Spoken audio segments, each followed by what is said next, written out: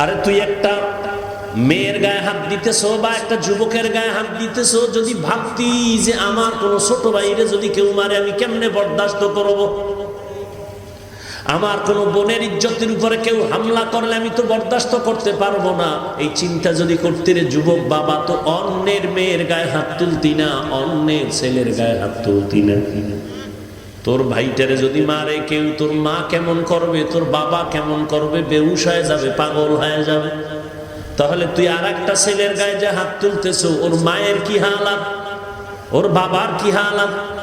ওদের অভিশাপ যখন আসে, মায়ের কান্নার অভিশাপ আস্তে আস্তে আস্তে আস্তে তোর অবস্থা এমন হবে, চাকার তলে তুই চলে যাবি। কখন যে চাকার তলে তোর মাথা চলে যাবে টের পাবি না। কেন এগুলো চলতেছে? কুত্তা মারলে মানুষ কষ্ট পায়, মানুষ মারলে মানুষের অন্তরে কষ্ট পায় না। কেমন কপাল নিয়ে কোন জন্ম নিলাম, কোন দেশে বুঝিও না। একটু ঝগড়া লাগছে, মনে রাগ আসছে, তো মাইরা ফালাইব। আর এগুলোর কোনো বিচার নাই।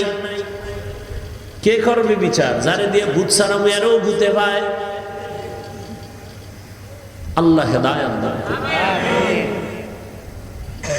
এই জন্য কারণ কি, কারণ কি, কারণ কি? র্যাব, পুলিশ, আর্মি, বিডিআর, এরপরে এগুলো নিয়ন্ত্রণ হচ্ছে না কেন? ওই যে জবাবদিহিতার কোনো চিন্তা মাথায় নাই।